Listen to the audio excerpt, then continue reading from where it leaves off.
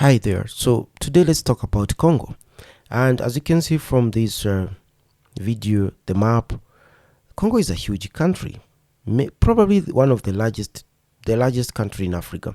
And specifically, we want to talk about the North Kivu region, which in the previous video I said, if you look closely, is larger than both Burundi and Rwanda combined, put together.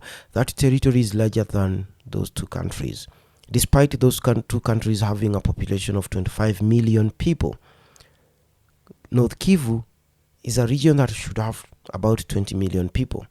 But what I want to say is that if you look at Congo's borders, Angola is not in any way interested in invading Congo. Of course, they've had issues in the past when Angola had the civil war, and Mobutu, who was the dictator of what we used to call Zaire, that is now Congo, he used to support one side. I think one of the rebel groups, Savimbi group, right? And if you look at the other border, that is the Brazzaville border, the other Republic of Congo, there's no way the Congo Republic or Brazzaville is going to invade Congo. So we are left with the eastern border and the northern border with the Central African Republic.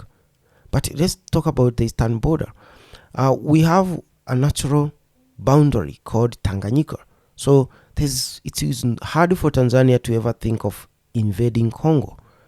So the only border left is now between Rwanda, Uganda, and Congo. That stretch there. And Congo has a troop number of more than 200,000 troops. And you would expect, if they identified their most likely weakness, they would build military bases closer to the border that is most likely to be invaded, which is the North and South Kivu borders. But that's not what they do. That's not what Congo has been doing.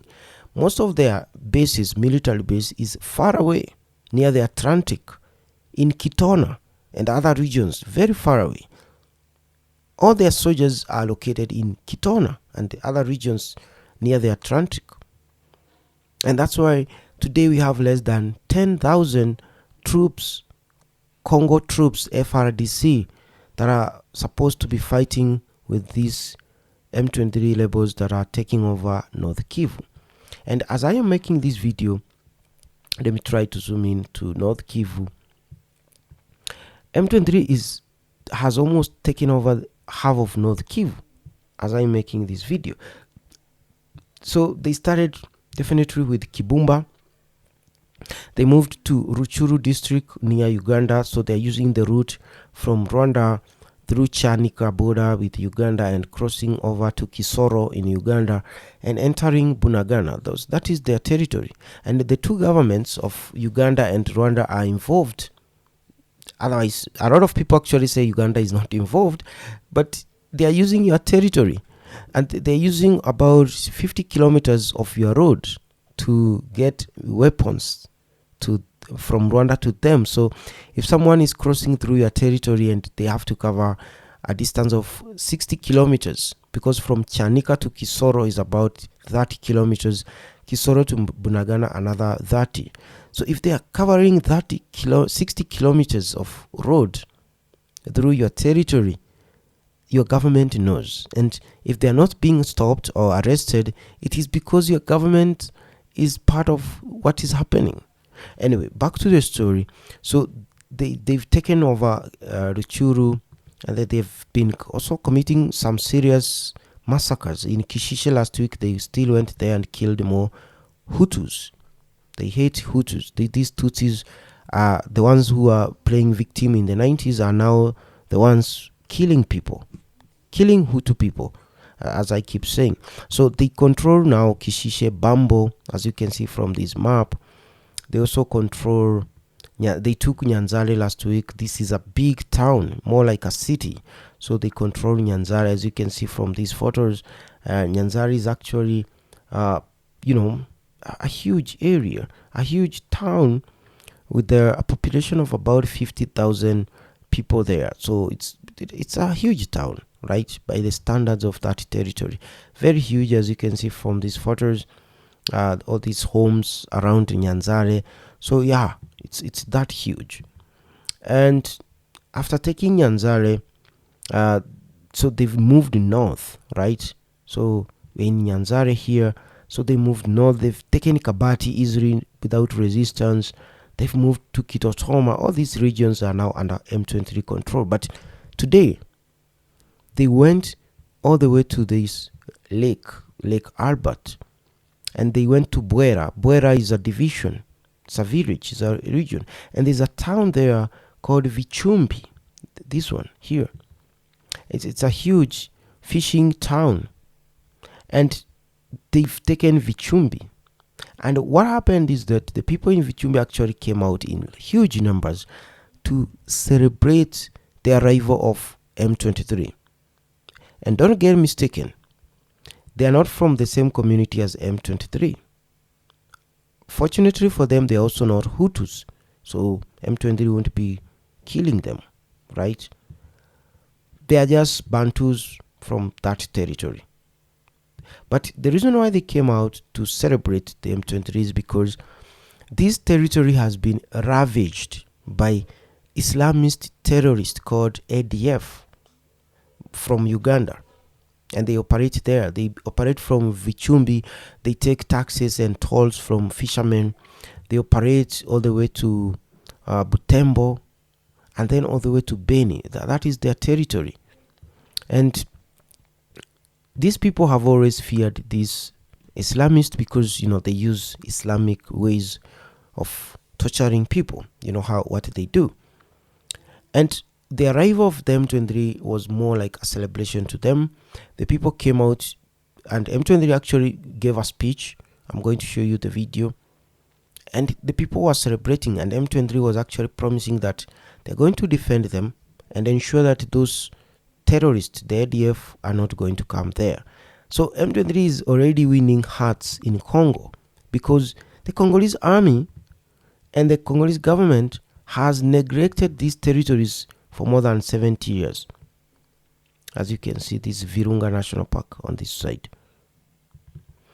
And people in Congo are now celebrating these rebels more than they would do for their government. So it's just weird. And the other thing you need to note about this lake, it's the border. So as you can see, the Ugandan border goes through the lake, but not in half. The bigger part of the lake is actually on the Congo side, and the smaller section is in Uganda. And this section in Uganda actually has more than 40 wells that have been dug there looking for oil. Some of them have actually struck oil, others definitely are not. And people have been, saying that if these oil exploration companies tries the Congolese side, they might find more oil there. So if M23 take this territory, they might work with Uganda to actually start now even exploring oil on this other side. Now, the other problem that has always been here in this part is that Ugandan Navy, or Ugandan, I don't know what to call them, but soldiers have been patrolling the whole of this lake, even arresting Congolese fishermen and, confiscating their equipment, even on the Congolese side. Because Congo doesn't care. There is no Congolese army there. There is no Congolese army base near this lake to patrol these waters, especially to ensure the Ugandans don't cross their line. That's how Congo doesn't care about their people, and that's how the Congolese government most of the time doesn't care about their territory, especially the territories that have more minerals like this. They only come later complaining that their minerals are being stolen by neighboring countries, when for more than 70 years they have not done anything for the people who live here. The people who live here, they identify themselves as Congolese because of the map, but they don't have anything to really be proud of as Congo, to say that we are Congolese. They've never really, the government has never done anything for them. Now that's a fact. If you are from Congo, go to the comment section below and say that I'm lying. There's nothing. They don't have hospitals. They don't have schools there. They don't have roads. They don't even have security. What is the government supposed to provide then? A map that was drawn up by the Belgians. So that's what you get for being a person from Butembo or from Bunia or from Vitshumbi, that you are Congolese because you have a map. So that is the situation there. I saw the video and I thought so deep about it. Most of the time I make these videos, I side with the Congo because definitely the Congolese people are the victim here. But we can't pretend and not call out the Congolese government for this kind of behavior, allowing their territories to be taken easily by people from other countries, and always issuing demands and complaints, right? It's as if even Congo doesn't have intelligence service. A huge country like this doesn't have intelligence service. They don't even know what is going on around them. They just wake up, praise the Lord. They say God has given us another day. They just move on. The reason I'm saying this is that a report that was released yesterday actually, or today in the morning. Let's just talk about, because I saw it in the morning. It's from the CIPRI. CIPRI is the Stockholm organization that tracks weapon export and import, right? As you can see from here.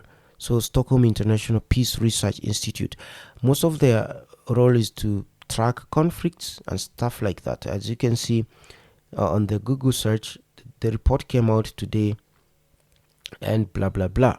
So when you read the Stockholm report, and you can see from this website, it's not mine, it's called military.africa, so it's about military and security in Africa. The image is of a Rwandan soldier, right?